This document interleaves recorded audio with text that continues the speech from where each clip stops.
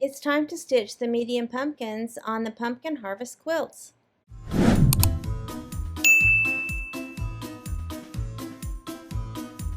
I'm ready to work on the medium pumpkins for my 3 quilts. So I am doing 3 of everything. The pattern that I'm working on is called Pumpkin Harvest. It's by the Pattern Basket. I got this on Etsy and I'm ready to work on the medium. So I've done the small pumpkin. So here are all of the small pumpkins for my quilt. Now again, I am making 3 quilts. So this small pumpkin, I have 3. This next, I have 3 and 3 of that. So that's how I'm working on these. And it's been a long time since I have worked on this, but I really want to get this done. In fact, this was the very first quilt ever that I decided to make.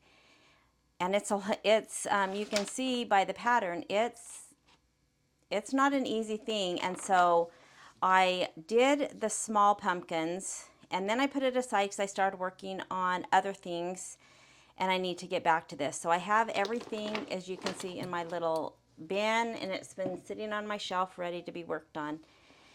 So for the medium pumpkins, I have, let's see, 2, 3, 4, 5, 6 medium pumpkins in one quilt, which means that I have 18 medium pumpkins to make for my 3 quilts. Now I have already put the stem and the leaf with each of the sets of pumpkins. So in each set I have, again, 3. If you're doing this quilt, obviously you would just have, one pumpkin and one stem and leaf, whatever, makes that pumpkin. Now, I do want to note that I have directional fabric, and so when I cut this, because it was my first quilt ever, I cut this wrong. And so I wasn't paying attention. I was just trying to get the best use of my fabric. And so while it's not a huge difference, it's like a 1/2 inch difference, I had cut my fabric like this so that it was sideways. And so I decided to recut. Maybe, that wouldn't have been a big deal in the quilt, but I went ahead and recut and made sure that I was paying a little bit more attention. And so I have all of the stems and leaves, and I am just using random colors. So I've pulled them out. Here's what I have left for my double pumpkins that I have coming up. So I'll set those aside. And then for these medium pumpkins, I need some of all of my background.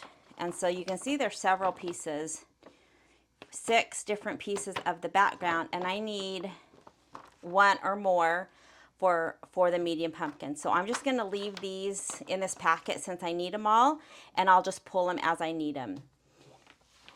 All right, so I'm excited to get started. I think what I'm going to do is make 1 pumpkin start to finish and show you the block, and then I will do the other 17 on the side. I may do a time lapse just to show how I chain piece, but I'm going to do 1 start to finish. I will chain piece everything else just to make it a little bit faster and a little bit more concise, and work on the same thing for each pumpkin. All right, so let's get started on the medium pumpkins. I did also want to mention how I'm organizing this. You'll notice that I have numbers. I have the medium and then I have a number. And so this corresponds with the number on the pumpkin as it is in the quilt. So for example, this double pumpkin would be number 1. Number 2 is a medium, so that is why I have this 2, because it's the second pumpkin. Then this medium 4 is the 4th pumpkin. It happens to be in that same first row. My next pumpkin is a 6 for the medium, and so I have 5 pumpkins on each row. So this is the 6th pumpkin. And then I have 7, 8, 9. So I have pumpkin 9. And so that just helps me when I'm putting this quilt together.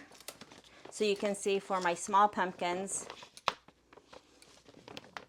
number 5, which would have been the last in this row. So I know that when I'm getting ready to put that, this pumpkin goes in that row. Pumpkin 8, which is a small, which would be right here, and then 11. I wasn't able to find the fabric that she used because this is a pattern that's several years old, even when I bought it several years ago. So I tried to just pick if it was a black fabric or gray or orange, or if it had more white. I tried to pick something that, you know, was pretty close. All right, but that's how I'm labeling them. So once I get these completely sewn, I am going to clip this so that I know which pumpkin it is. All right, let's get started. I'm getting ready to stitch my pumpkin, and I am going to try something that I saw Kimberly from the Fat Quarter Shop do when she stitches snowball corners. There's a lot in each pumpkin, and you could put this in the corner and pin or clip or just hold it and stitch.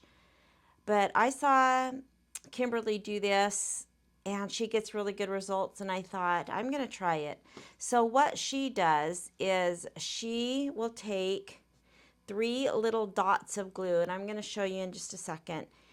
One in the corner and then just one a little bit, you know, farther out and one down. So there's 3 dots. She'll place her corner and then glue that on so that it doesn't shift. Now, I assume she does 3 so that it doesn't wiggle. If you just did 1 in the corner, I think that you still might be able to move the little square. And so the 3 dots I think will be great. And then that gets cut off when you trim the corner. Now, she uses this acorn glue, and this is great. It's clear. And so for today, just so you can see, I'm going to use my regular good old glue based it that I use a lot. And this is white, and then, you know, it dries clear. So what I'm going to do is just put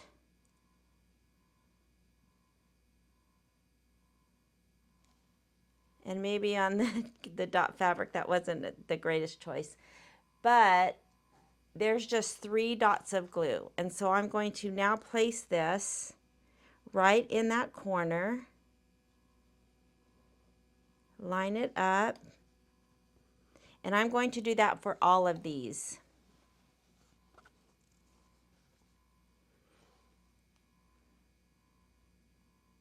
And it's not very much glue. It's just 3 tiny little dots. Now, when I prepped this, it's been more than a year, and I am again just kind of getting back to this. I had drawn the lines on almost everything. It looks like pretty much all of these have the lines drawn to stitch. And I've decided that I'm going to try to use my seam guide. I've used it a couple of times. And so I have both a line to look at when I'm stitching as well as the seam guide. So I'm going to see how that works. This was definitely a lot of work because I have so many. Just for these, 18 pumpkins, you can see how many different corners I have just for this one pumpkin. So it was, you know, pretty time consuming to draw all these lines. But they're already done, so I'm going to go ahead and use my seam guide as well so I can see if I have my seam guide set up, I guess, correctly, and how things work with that.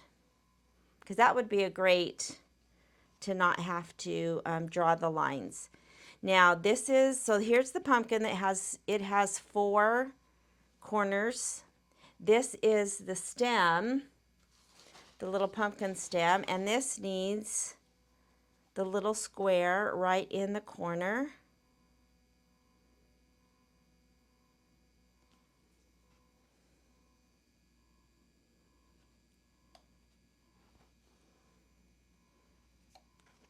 This is a piece that comes off the side of the stem, and so it needs a little piece down in the bottom corner. It's easier for me to do it in the top since I'm right-handed, so I'm going to do the top right. Oops, looks like I'm leaking there.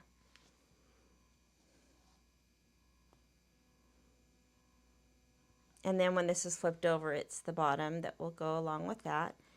Now, this is the leaf, and it needs two in opposite corners.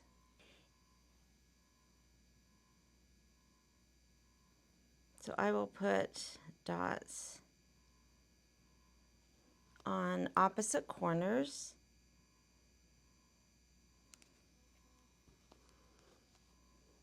And this one will actually have one more. It will have the other brown. But I'm going to go ahead and stitch these first, even though I think technically they fit. Let me get this one on.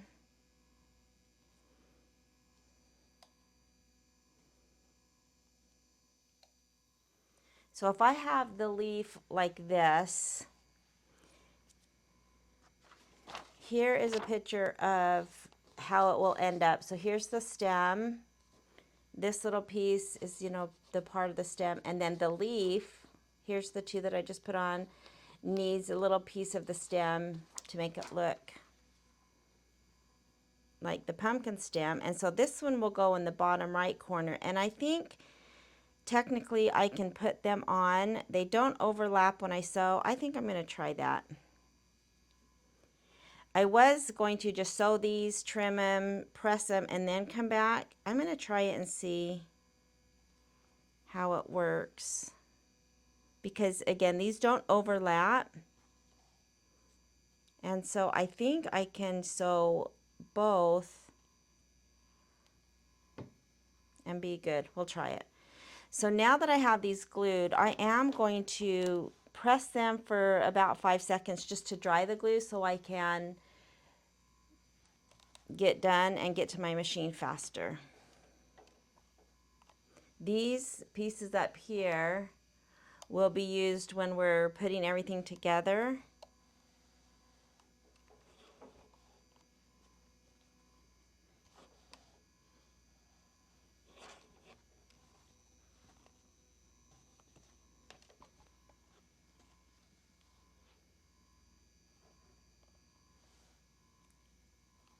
And when I've used the clear acorn glue, I also just heat set. Although I guess if you had a lot to do, you could just let these dry.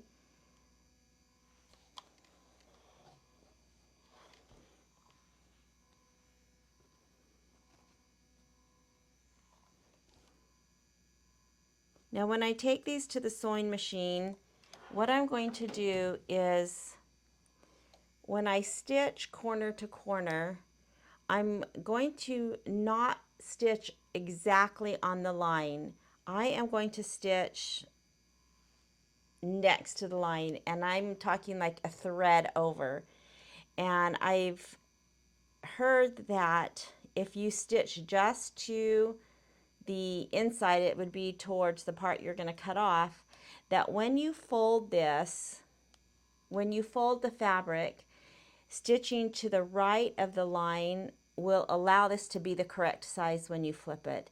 If you stitch right on the line, that fold takes up space. I wouldn't have thought of that. And sometimes then the corner comes up a little short, and you need it to be that same size. And so when I stitch this, I am again going to stitch to the inside, and I'm going to use my seam guide to line up with this point. So let's go to the sewing machine. I need to sew all of these and then trim and press them, and then we can add these parts and put this whole pumpkin together. So what I'm going to do is I have my needle down and I am just again to the right of the line. I kept saying inside. It's actually the outside because this is going to be cut off. So just to the outside of my drawn line. And here is my seam guide. It's from Lori Holt. And this center is the center where my needle lines up. And so if I keep the point of the square to the left, again, ever so slightly, just to the left of this line, then my needle should be stitching just to the right of the drawn line. And that's what I want. Now I did change to 1.8 for stitch length since these are small. I've got a lot of small pieces, and so I'm going to lower my stitch length. All right, so I'm going to kind of look at the line. I know you're really not supposed to look at your needle when you're sewing, but I am more importantly going to line up with this, again, with the point just to the left of this line, and we'll see how that works.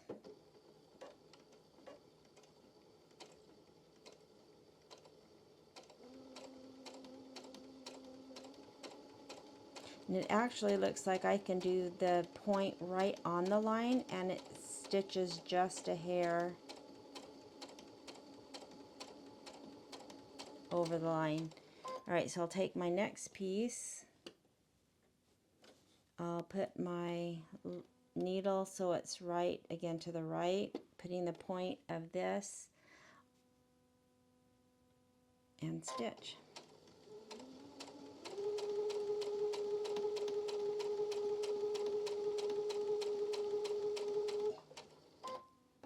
Let's do one of these.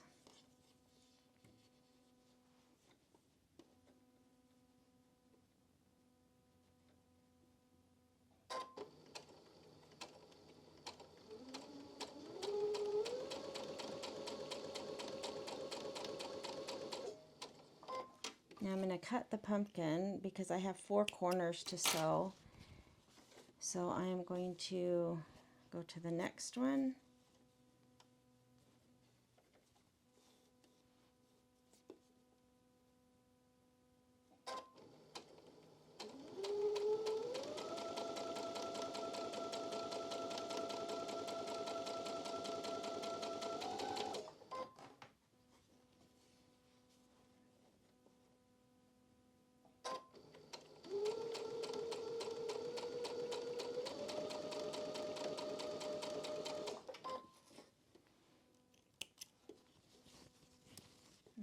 So I've got some of these completely done because they only had one, and I have a few more. I'm going to do this little brown square on the leaf.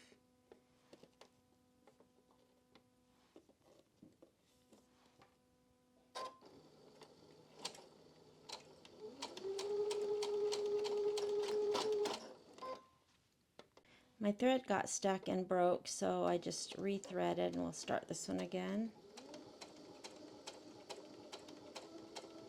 And it does look like I need to keep that point again to the left, kind of lining it along the left side of this line. I think that is working out to be right where I need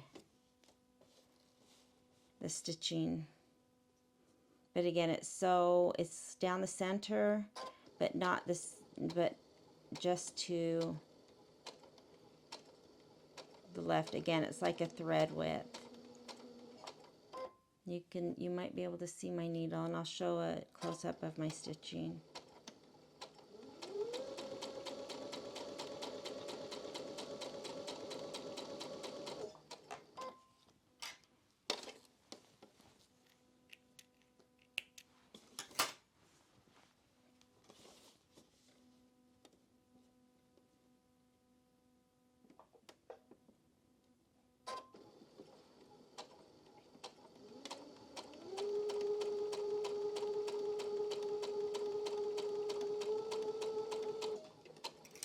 there's one more.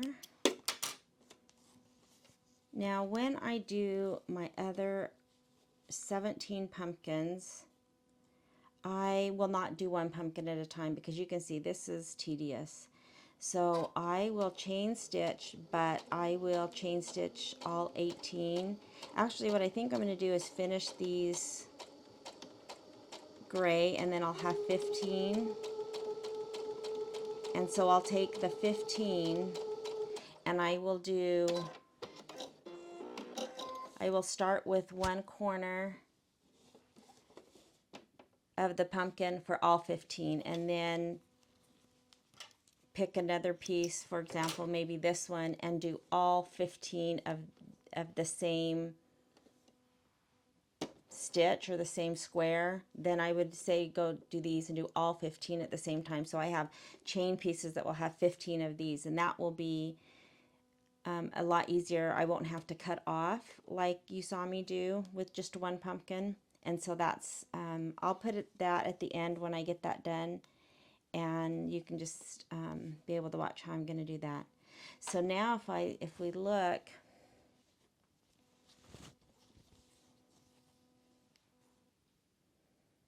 the stitching is right next to the line, and when I say it's to the right, there's no gap.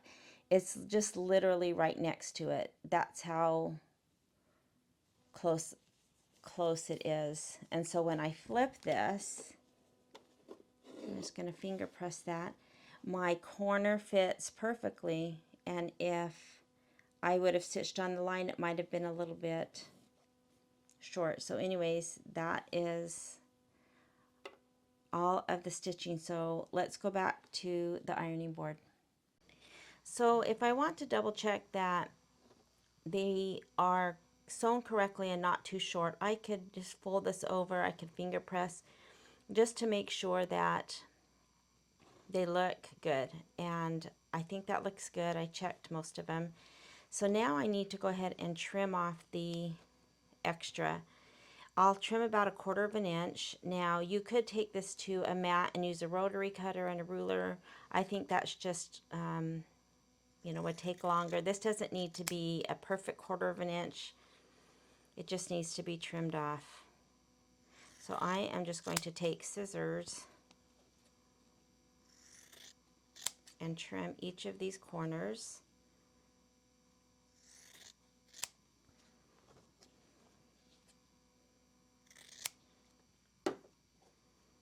And then I need to press these, and I need to look at the directions because these are not all pressed the same. And I need to make sure that I press them the right way so that when I'm putting all of these blocks together, they're going to nest. So on the pattern, and this is a part of the pattern that doesn't have any measurements. I can't give measurements out because it's a paid pattern. But I just printed this out, and arrows tell you which way to press.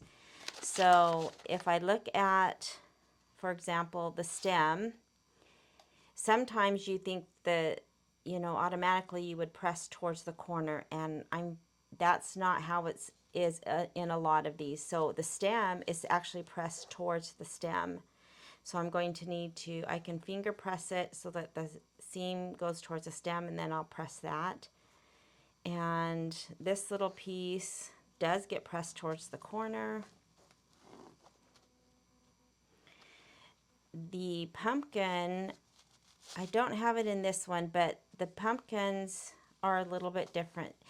The top two will get pressed towards the pumpkin, so it will get the seam allowance towards the body of the pumpkin. And I'll talk more about the bottom in just a second. Where's my little leaf? Now the leaf, so here is the leaf. The two white pieces get pressed towards the green, towards the leaf. So I just flip that under. I'm just going to finger press it to make that easier when I take it to the iron. And then this little brown gets pressed towards the corner. and that makes our little square. So I'm going to press those, just making sure that they're going the correct way. Again, this gets pressed towards the pumpkin, and I'm only doing the top two, and I need to pay attention that I'm doing the correct orientation. These are a 1/2 inch longer than they are wide, and I need to make sure I'm not doing it the wide way. So I have the top two pressed. I'm going to press these. I'm going to press them from the back first.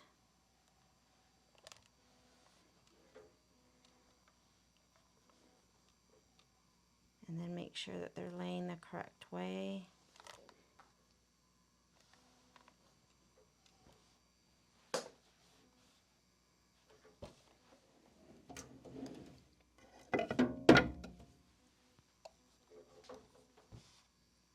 And then this one was towards the stem. So on this little leaf, that's so cute, these two again are pressed towards the green fabric. This brown is pressed towards the corner. The stem is pressed towards the stem. This little side piece is pressed towards the corner. And then the top two of the pumpkin are pressed towards the body of the pumpkin. So let me tell you why for now I'm not going to do anything with the bottom. So I want to read what the pattern says. I'm not going to show it because it has all of the sizes, but it says wait to press the seam allowance on the bottom two squares of the pumpkin. Once the pumpkin blocks are laid out as illustrated on page 9, then press the seam allowances. And so, and that is because depending on where the medium pumpkin is going to go, because we have 6 of them in the quilt, they may get pressed different ways. And so let me see if page 9, okay, I can show page 9 because it doesn't have any sizes. So, for example, this gray pumpkin that I'm working on, let me look at my list, is pumpkin 9. So let's see, 5, so it would be this one.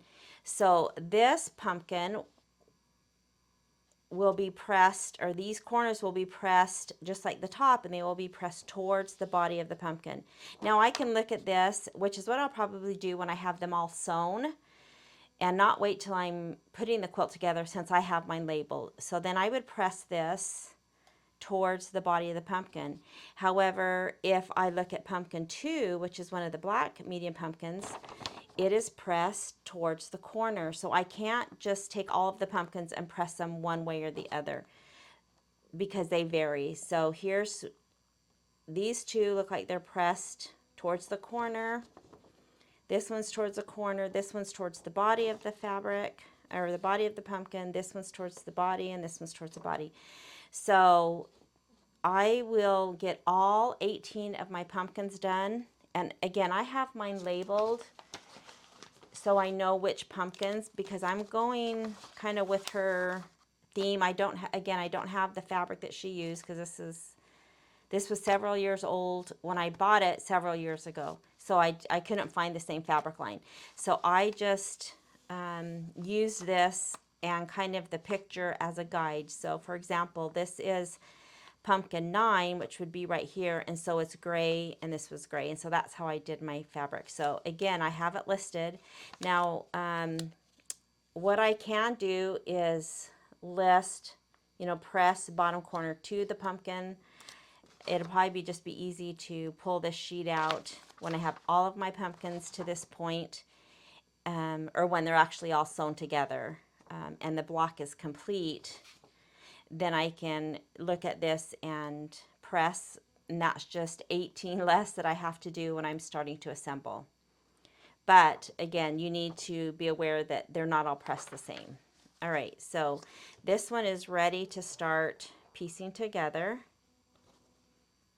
The pumpkin piece gets set aside, and this long piece gets set aside until we have the stem. We're going to do the stem portion. For the stem portion, I need to start stitching these together. So here is our little leaf, and I need to make sure that this brown is in the bottom right and that these two white are in the top right and bottom left. And I'm going to stitch this piece to that. Let's see what else I can do. I can stitch, this will come later, I can stitch the stem to this piece.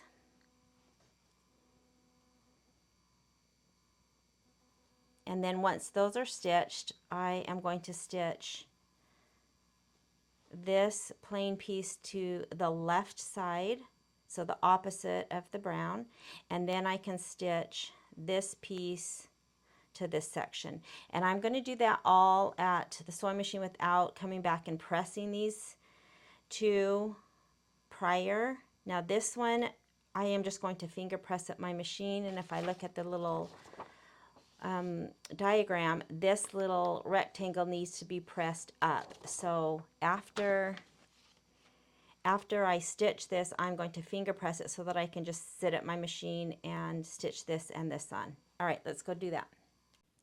So when I did the snowball corners, I just used an open toe foot so I could see. For all of my 1/4 inch seams, I'm using my little 1/4 inch foot with the guide so the fabric goes right up against this. All right, so now I'm just going to stitch, and so I'll stitch this first one,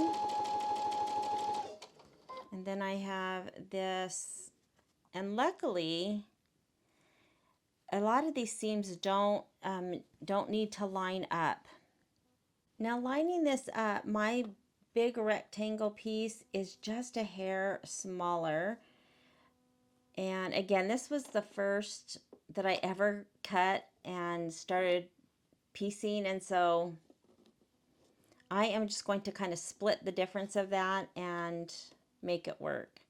So I put the rectangle that's a little bit smaller kind of in the center so that all of the excess is not on one side. And so hopefully when I stitch my other pieces together, you know, it will still work.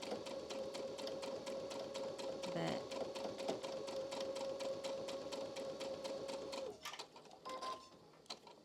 all right, so I'm going to cut this one off, and this is the one that I am going to just finger press. It needs to go up towards this little rectangle. If I had an iron here, I could iron it. I don't have one here right at this second.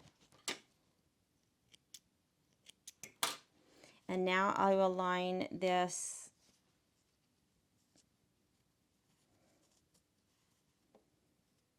up, making sure that my seams go the right way, and I'm going to flip it over and sew so I can make sure I don't flip those seams.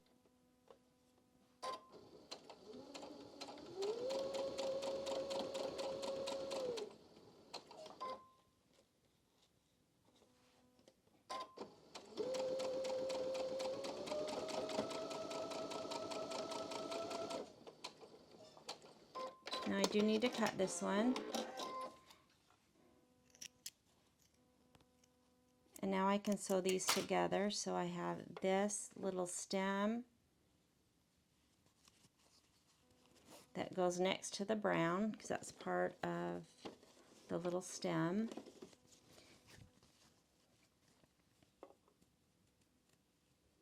And again, I'll sew from this side where the seams are so that I don't flip those. Now, it's probably wise to clip or pin.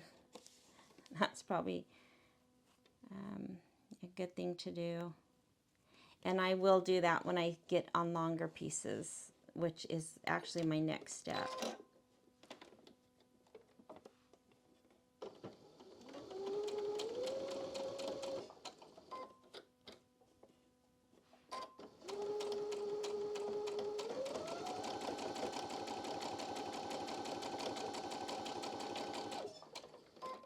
right, let's go back and press this and get ready for our next step. So now to press these, I need to make sure I'm pressing them in the correct way. So this rectangle goes towards the stem. This little leaf goes towards the stem. So those both will go in. And then this side piece will go towards that little rectangle. So I'm going to start from the back.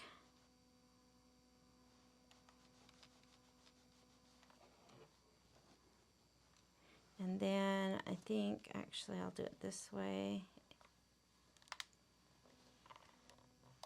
And then move this, I can press that towards the stem, get those two together.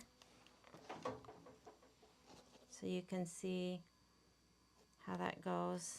And then this is where I was a little bit short, and you can see I got a little bit more closer to the bottom, so I'm going to have to watch that, but it'll still be caught in my seam allowance.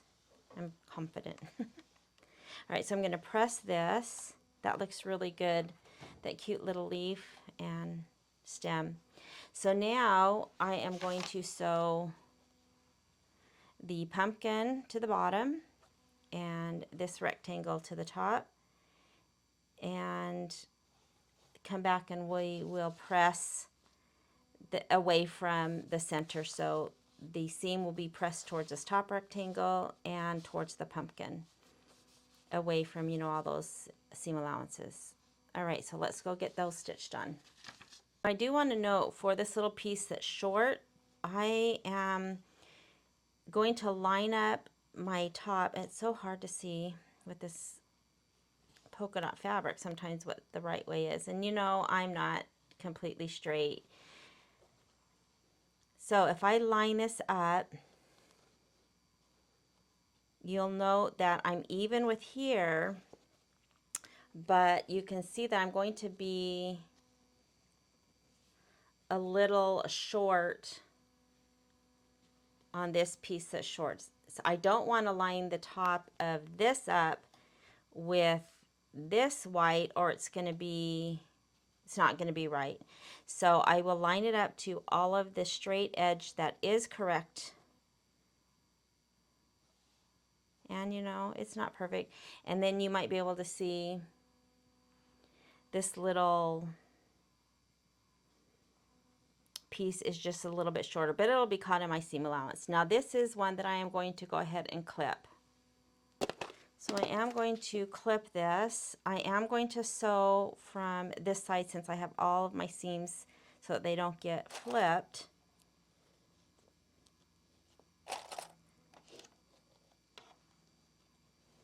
Make sure that lines up.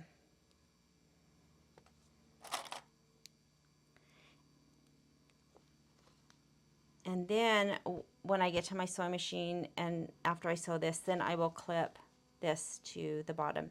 All right, let's go get this sewn. And on this, I am going to back stitch at the beginning, at the end, since this is the final assembly of the block and I don't want the sides to start coming apart. So I'm just going to back stitch maybe one little stitch just to kind of lock that in.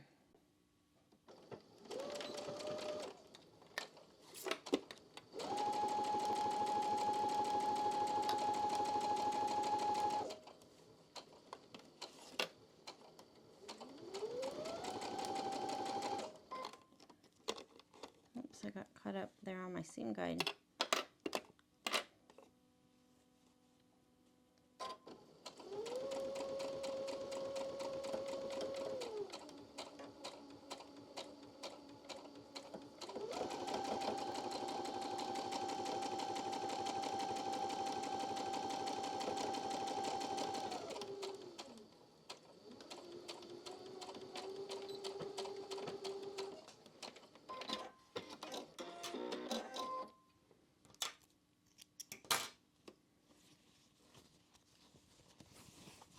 So there's the top.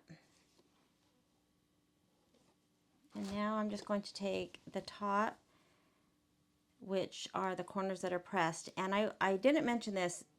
the reason that I am going to wait to do the corners is because when I am sewing these to the stems, I don't have to pay attention to which is which. I don't have to look at my pattern and say, oh, which, which way are the top two. And so I know that because these haven't been pressed that's easy to determine, and it would make things go faster. All right, so for these I am going to clip.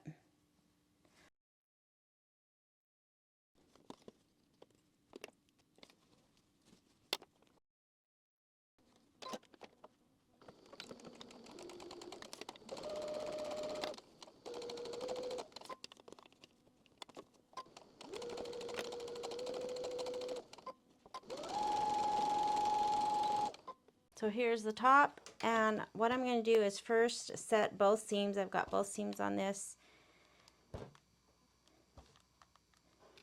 and then I can press towards the pumpkin. And I think when I do all of my other pumpkins, and I'm doing all of, the same steps at the same time for, 15 more pumpkins, I'm going to use my big iron for these last seams. Now this one I can just fold back. I can finger press. And you can see I'm not perfect. And so I could trim this up because it's longer. My pumpkin is the exact size that I need it. And, but I need to double check, with the size that they give me. All right, I think that looks good. So this is done. I think it looks so great. I'm so happy with this. Now, what I'm going to do is this one, I'm going to wait until I have, again, all of my pumpkins done, and then I'll go through that sheet in the pattern and press these according to where they are in the quilt. I think that looks so cute. All right, I'm going to finish the next 2 gray pumpkins, and then I'm going to just have that set done, and then I'm going to do the chain piecing and just do a time lapse of all those 15 pumpkins, and that's going to be next.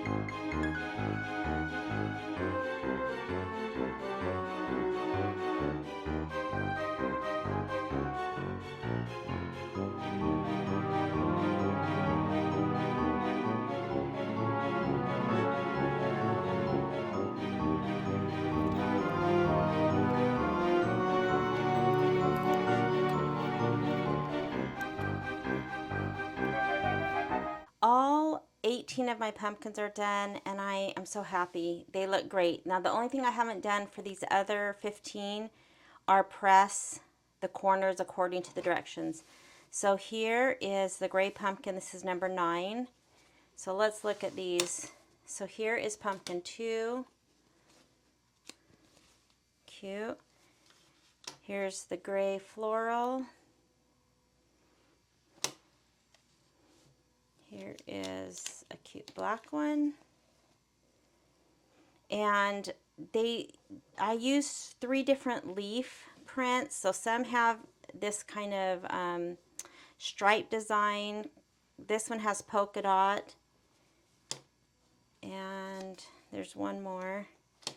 This floral has this little X. So here's 9. 9 would be next. Now there's only one thing that I'm not thrilled about. You can see that you can barely see this brown.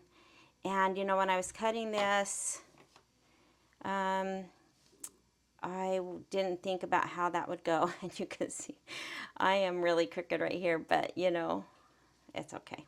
I am not sure what I'm going to do. So I have only 3 luckily that have this fabric. And so I don't know if I'm going to try to maybe dye these a little bit darker. I really don't want to have to do 3 more stems, although I may, maybe at the end.